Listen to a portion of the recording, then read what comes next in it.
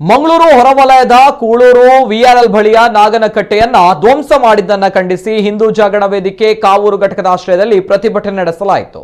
ಮಂಗಳೂರು ಉಡುಪಿ ರಾಷ್ಟ್ರೀಯ ಹೆದ್ದಾರಿ 66ರ ಕೂಳೂರು ಜಂಕ್ಷನ್ ಬಳಿ ನಡೆದ ಪ್ರತಿಭಟನಾ ಸಭೆಯಲ್ಲಿ ಮಾತನಾಡಿದ ಮುಖಂಡರು ಈ ಕೃತ್ಯದ ಹಿಂದಿರುವ ದುಷ್ಕರ್ಮಿಗಳನ್ನ ಶೀಘ್ರವೇ ಬಂಧಿಸಿ ಕಠಿಣವಾದ ಕ್ರಮಗಳನ್ನು ಕೈಗೊಳ್ಳಬೇಕೆಂದು ಆಗ್ರಹಿಸಿದರು.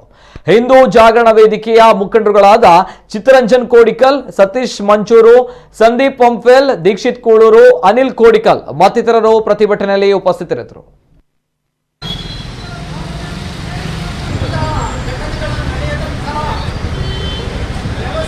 ಯಾಕೋ ಕಳೆದ ಹಲವಾರು ದಿನಗಳಿಂದ ಜಿಲ್ಲೆಯಾದ್ಯಂತ ಹಿಂದೂಗಳ ಶ್ರದ್ಧಾ ಕೇಂದ್ರದ ಮೇಲೆ ಅವ್ಯಾಹತವಾಗಿ ದಾಳಿಗಳನ್ನು ನಡೆಸುವುದು, ಅವುಗಳನ್ನು ಮಲಿನಗೊಳಿಸುವುದು, ಧ್ವಂಸಗೊಳಿಸುವುದು ಈ ಒಂದು ಪ್ರಕ್ರಿಯೆ ನಡೆದುಕೊಂಡು ಬರ್ತಾ ಇದೆ.